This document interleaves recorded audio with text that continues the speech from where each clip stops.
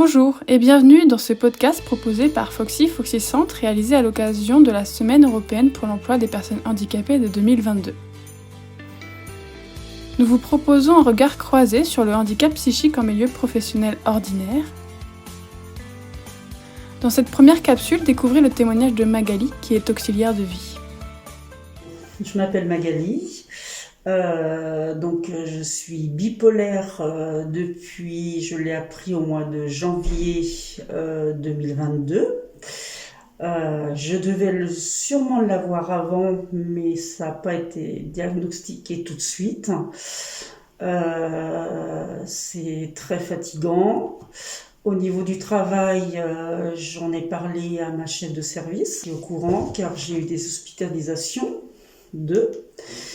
Donc d'un mois à chaque fois. Je travaille à 80% parce que je ne peux pas travailler à 100% parce que la fatigue est là. Le traitement fatigue énormément. Je dors beaucoup.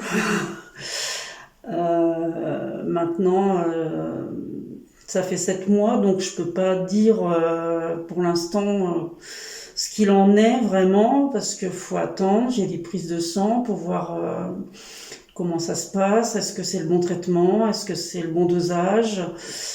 Je pense que ça va mettre plus de temps. Hein. 7 mois, c'est très court. Donc, au niveau de mon travail, ça m'empêche pas de travailler. Par contre, comme je dors beaucoup, je me lève un quart d'heure avant mon travail. Voilà, parce que j'ai beaucoup de mal à me lever, je dors très peu la nuit, ça me donne, je suis limite insomniaque. Mais je vais travailler, ça se passe très bien, je prends sur moi par rapport à mon travail quand même, parce que c'est des personnes âgées et c'est vrai que c'est le travail que j'aime faire aussi, hein, voilà. J'ai travaillé en EHPAD pendant 14 ans, donc je connais un petit peu. Mais parfois ça peut être compliqué. Parfois ça dépend des personnes sur qui je tombe. On prend sur soi et on essaie de contenir notre énervement, quoi, en fait, parce que on a des personnes plutôt parfois agressives, mais autrement il n'y a pas de souci, quoi. Enfin voilà, autrement mon travail je vais tous les matins au travail, je rentre le soir, ça se passe bien, enfin. Donc s'il y a eu des soucis, je pense que voilà, ma chef de service me l'aurait dit, mais quand même m'a dit que ça se passait très bien avec les personnes, donc je pense que c'est bien. Je suis contente au moins de ça.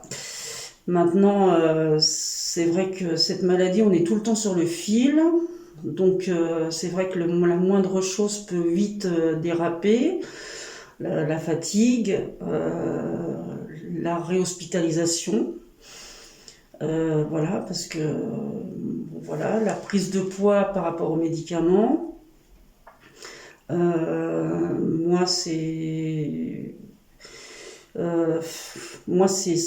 Ça passe de la dépression à ça peut m'arriver de pleurer malheureusement chez certaines personnes, ce que je ne devrais pas, mais bon, parfois c'est compliqué. Mais ils sont très compréhensifs et j'ai des petites personnes adorables, voilà. Donc voilà, mais c'est une maladie, c'est pas facile à comprendre. J'ai encore du mal à la comprendre. Je suis encore dans les questionnements, comment guérir. Enfin, on n'en guérit pas parce que j'aurai un traitement toute ma vie, mais comment s'apaiser, surtout, en fait, c'est apaiser cette colère, parce que moi c'est la colère beaucoup.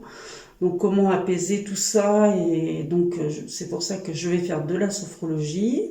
Je me suis inscrite à un groupe de parole, sur Nantes, pour aller de personnes bipolaires comme moi. Donc je pense que ça va m'aider à comprendre cette maladie. Parce que j'ai été beaucoup sur Internet, mais bon, Internet, voilà, faut faire attention à des fois ce qui est marqué dessus. Mais voilà, c'est compliqué et on a du mal à l'expliquer et les gens ont pas, enfin, c'est pas toujours facile, voilà, d'expliquer comment on peut gérer. Voilà, c'est comment gérer cette maladie. Voilà, je la gère au travail, mais dans ma vie privée, je la gère pas. Et par rapport à vos collègues, est-ce qu'il y en a qui sont au courant? Alors, non, mes collègues ne sont pas au courant. Je pense que bon, il y a souvent quand même, on travaille entre femmes, donc il y a eu des fuites sûrement là au niveau de mes hospitalisations, je pense, parce que bon, j'en ai eu quand même deux en un an. Donc je pense que ils savent pas que je suis bipolaire, mais ils savent sûrement qu'il y a quelque chose, voilà, il y a quelque chose qui va pas, hein, parce que voilà. Donc, mais par contre, j'ai jamais parlé de la bipolarité à mes collègues. Par contre, voilà, que ma chef de service. D'accord, donc il y a que votre chef de service qui le sait, qui est au courant. Voilà. D'accord. Qu'est-ce qui vous empêche d'en parler à vos collègues? Est-ce que vous avez peur du regard Non, j'ai peur qu'elles comprennent pas. D'accord. Voilà, qu'elles comprennent pas parce que c'est pas une maladie que tout le monde a. Moi, je pense que en revenant, il y a beaucoup de choses qui me reviennent maintenant dans le passé, avant que je me sépare, des choses qui me reviennent et qui me disent que je devais l'avoir avant et que je ne savais pas. Et voilà, au mois de janvier, voilà, ça a été, voilà, c'est tombé directement, voilà, comme ça. Après mon hospitalisation. Mais non, je pense qu'ils n'ont pas à savoir, parce que après, ça peut être... Alors, le jugement, ça m'est bien égal, parce que vu que ça m'empêche pas de travailler, à la limite, voilà. Mais je pense que c'est une chose personnelle. Elles ont sûrement des choses personnelles, elles aussi, qu'elles n'ont pas envie de dire.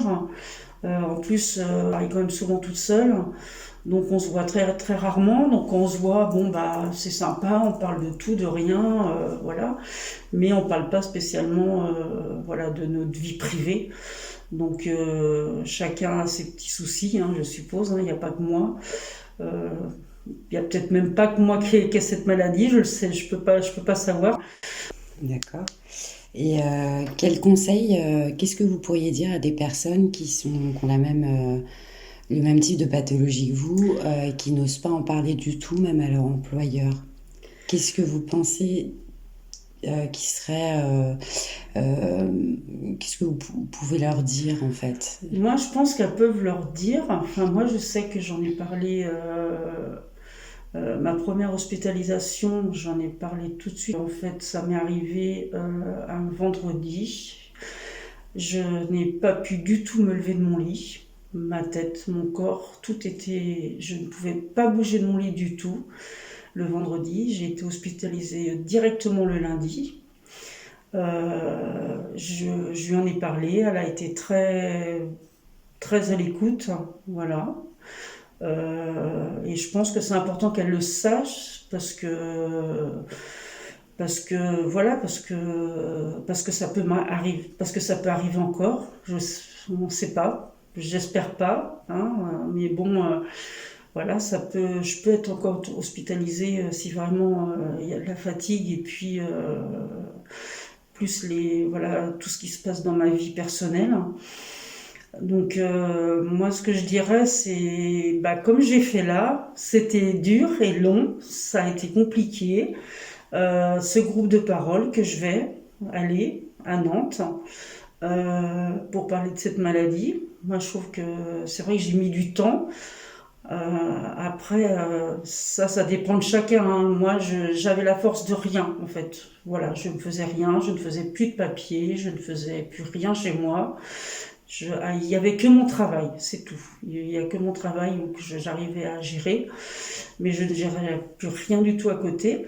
Mais je pense qu'il faut se faire aider parce que en fait tout seul, voilà, c'est pas possible quoi. Et le traitement, il nous aide aussi à stabiliser un peu nos humeurs. Voilà quoi. Enfin, même si ça va. Moi, ça fait 7 mois, c'est court encore. Hein. Mon psychiatre a dit que ça pourrait être quand même ça va être plus long quand même. Mais voilà, je pense que les groupes de parole ou psychologues, psychiatres, enfin, faut trouver la bonne personne en fait à qui en parler parce qu'on peut pas en parler à n'importe qui. Parce que les gens, ils peuvent pas comprendre. Les gens comprennent pas qu'on peut passer de je pleure, je suis pas bien, à moi je suis quelqu'un soit électrique, soit dépressive. Donc c'est plus facile d'en parler à des personnes qui comprennent, voilà, comme les groupes que je vais aller demain. Parce que elles ont la même pathologie que moi et puis voilà quoi, c'est important de pas rester de pas rester toute, mais je le comprends que maintenant, au bout de 7 mois. Il m'a fallu quand même depuis le mois de janvier. Et est-ce que vous pensez que, en conseil aux entreprises, est-ce que vous pensez qu'une sensibilisation sur des maladies comme la bipolarité ou d'autres pathologies de santé mentale, est-ce que ce serait intéressant de pouvoir mener ce genre d'action dans toutes les entreprises pour justement que des gens qui ont les mêmes pathologies que vous n'aient pas peur d'en parler et puissent assumer? Oui, ouais, moi je et pense. être accompagnés en toute bienveillance? Oui. Je pense que même que la dépression déjà. Moi au départ, je pensais que j'étais que dépressive. Je pensais pas que c'était la bipolarité. Même que la dépression déjà, c'est déjà compliqué à gérer, hein, parce que moi quand je suis dépressive, je reste dans mon lit toute la journée, je pleure, je mange. Enfin, c'est ça mes réactions de dépression. Mais oui, je pense que dans une grosse entreprise, il peut y avoir des choses de fait. Peut-être les personnes, elles osent pas. Moi, j'en ai parlé tout de suite. Voilà, j'ai été hospitalisée. Voilà, donc j'en ai parlé tout de suite. Mais quand je l'ai appelé, le lundi en lui disant, je suis hospitalisée.